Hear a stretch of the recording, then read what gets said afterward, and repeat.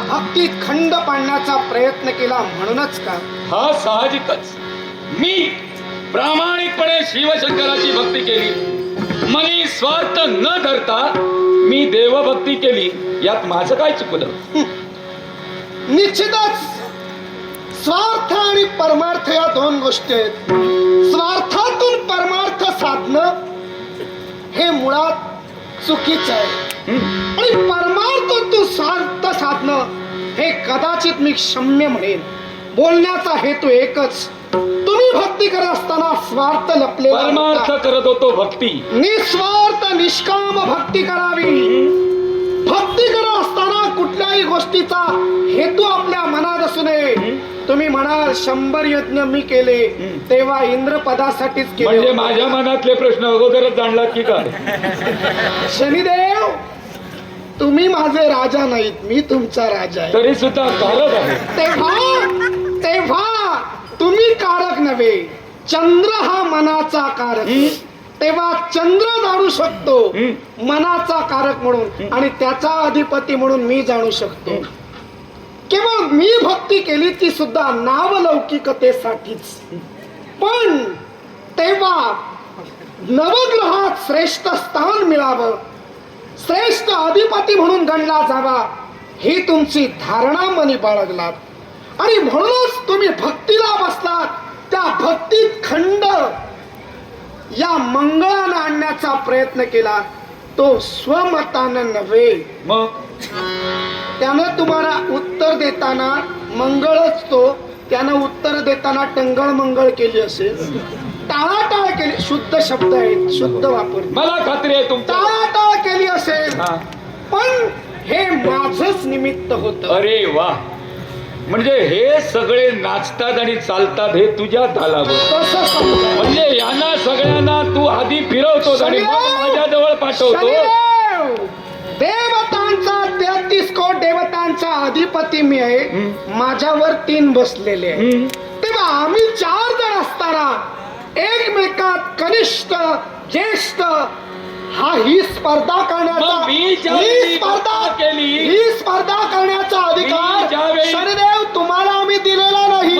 मी ज्यावेळी भक्ती केली त्यावेळी तुमच्या वरच्या तिघातील एकाची भक्ती केली. मग मला या भक्तीतून वंचित करण्यासाठी माझ्या पाठी ही शुक्ल काष्ट लावण्यापेक्षा तुमच्यावरचे देव होते त्या शिवशंकरांना एकट्याला भेटला असतात, आज तिघात काम झालं. शनिदेव हे कशाला उभा झाले? शनिदेव शनिदेव दोघात तिसरा सगळं तिघात काम झालं असतं, त्यामुळे विसरा. त्यामुळं केवळ तुम्ही स्वतःच्या मनाच्या ठिकाणी हेतू धरिला होता, नवग्रहात श्रेष्ठ अधिपती होण्याचा. अर्थात तो हेतू चुकीचा आहे हे शिवशंकरांना आम्ही सांगा. साहजिकच जर तुम्ही माझ्या भक्तीत खंड पडताय, भक्ती मी शिवशंकरांची करतोय, तर तुम्ही त्यांना सांगू शकला असतात की या विश्वाच्या ठिकाणी शनी करतोय ते अयोग्य आहे, त्याला वंचित करा, त्याला तुम्ही प्रसन्न होऊ नका. मग शनिदेव माली सुमाली देवतांना छळतायत, त्यांना पाठिंबा शिवशंकरांचा आहे, मग तुम्ही देवतातील घटक होता ना? मग माली नाही, माझा थांबा, प्रश्न माझा आहे, उत्तर माझं असेल. माली सुमाली त्यातील एक मेला, एक अजूनही देवतांना त्रस्त करतोय, त्यांना पाठिंबा आणि त्यांना वरद असतं आणि अभयदान हे शिवशंकरांचं लाभलेलं आहे. मग तुम्ही देवतातील घटक होतात, तुम्हाला का मनात कधी विचार आले नाही की शिवशंकरांना सांगावं की माळी सुमाळीला वरदान देऊ नका, म्हणजे भक्ती करणाऱ्या व्यक्तीला भक्ती ज्या देवतेची केली जाते त्या देवतेला अनुष्ठानात्मक आशीर्वाद देऊ नको हे सांगणं योग्य की अयोग्य? भक्ती करू नये हे सांगणं योग्य की अयोग्य? दुसरी गोष्ट, माली सुमाली भक्तीत स्वार्थ होता, माली आणि सुमाली, माली आणि सुमाली हे तुम्हा देवतांचे पाहुणे आहेत. अर्थात हे माली सुमाली गंधर्व कन्यांची विवाह करतायत, अर्थात गंधर्व कन्यांचे ते सहकारी आणि सोयरीक आहेत, अर्थात तुमच्या जवळचे आहेत, त्यांच्याशी कसं वागावं हा तुमचा प्रश्न आहे. ते जवळचे आणि तुम्ही काय लांबचे लांबचेच केलात कारण भक्तीत खंड पडला. कश्यप ऋषींच्या 36 पत्नी, होय 36 पत्नीतील प्रत्येक एक पत्नीनं एक विश्वाचा वंश विस्तार केला. कनकदंडेनं हे निर्जीव हिरे माणिक मोती जन्माला घातले. अदितीनं देवतांना जन्म दिला. सुनईनं 12 सूर्य प्रसवले आणि त्या सूर्यांचे तुम्ही म्हणजे 12चे नाही म्हणत एकाचेच म्हणतो. एकाचा नाही 12चा मी नव्हे नाही 12चा बोललेलं 12चा सर्वे तो आदित्य रूपानं 12 रूपानं नंतर राहिला. पण त्याचप्रमाणे धनुच्या पोटी दानव तेव्हा आम्ही सगळेच एकाचेच आहोत. मग इतरांचं का म्हणतात? प्रत्येकाचं कार्य वेगळे होय ना? तुम्ही एकांचंच आहे तर मानवी सुमालीवर बोट ठेवण्याचा अधिकार तुम्हाला का नाही. ठेविला?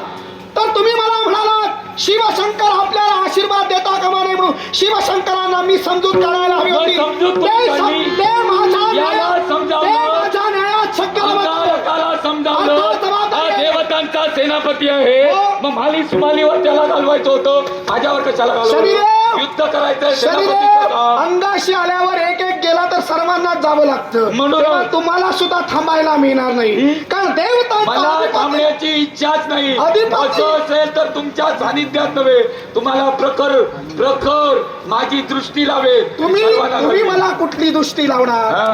वास्तविक मंगळाला पाठवून तुमची ग्रह दशा तुमच्याच माग मी लावली. तेव्हा मंगळाचं तुम्ही आता- या अधिपतीच्या मागे लावण्याचा विचार करू मंगळाचं नका. काय झालं ते पाहिलं. पण ते मंगळाचं काय झालं ते अमंगळ करणाऱ्या शनिदेवाला शासक म्हणून इंद्रदेव ते सांगतायत. केव्हाही शक्य नाही.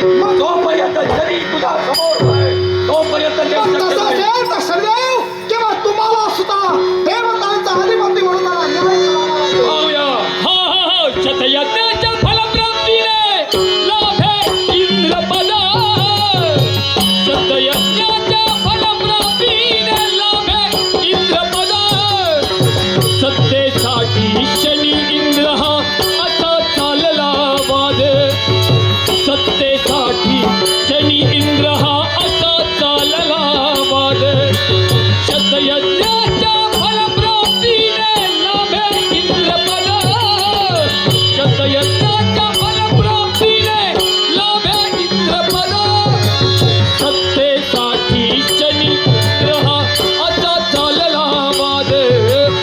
सत्तेसाठी शनी इंद्र असा चालला वाद.